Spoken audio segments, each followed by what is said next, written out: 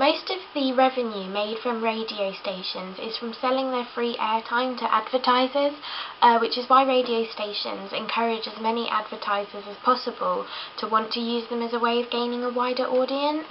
Often radio trailers are called radio spots, and from my research I learnt that radio broadcasts first aired in the 1900s, and however in the 1920s, the early 1920s, they began to become a more regular occurrence and they started to run more continuously. They had a set routine which is more or less the same as what we know it to be today, and the first ever commercial broadcast on the radio was from KDKA from the United States on November the 2nd in 1920. And due to more and more radio stations actually becoming more regular, they had to think of ways to finance it, considering how expensive it was at the time. And I found out that it was February 1922 that AT&T announced they'd sell toll broadcasting to advertisers, where businesses would finance broadcasts in exchange for being mentioned on the radio.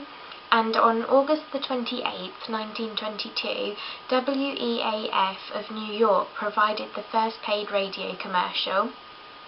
95% of people still listen to the radio each week, and internet radio itself is becoming more and more popular as well.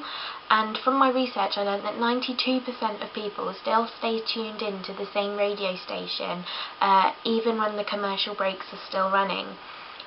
This is the reason for radio trailers being such a popular form of advertising for TV programmes, music, documentaries, films, because it gains such a wide audience. From deconstructing some radio trailers myself, I've come up with a list of codes and conventions for them, which are, firstly, they'll always include the title of the documentary and the scheduling of the documentary, so it's sort of the date, the time, the name of it, and this is usually at the end of the trailer, so it's one of the last things. And the very last thing that's likely to be said is the channel that it's going to appear on, so to make it very clear at the end of the radio trailer where they can see it and how they can see it.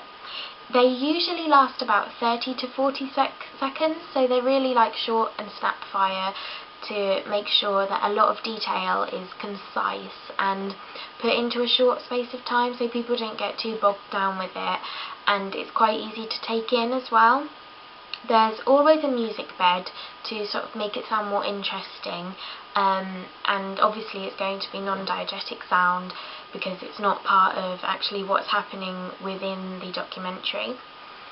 There's extracts from the documentary used, and it's usually the key elements which are picked out of it and put in to make it sound more interesting and appear to be more appealing as well.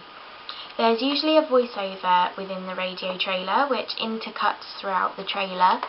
The voiceover describes the narration of the documentary, and it will often question the audience about certain things which are going to be answered within the documentary as well, so it sort of makes their mind think while they've still got time before the documentary starts. The voiceover is sort of designed to entice the audience and to intrigue them by making them want to watch it and make it sound more interesting than what it possibly could be. And finally, the advert is always played on an appropriate radio channel. For instance, BBC documentaries like Terry Pratchett Choosing to Die would most likely be advertised on a Radio 1 channel.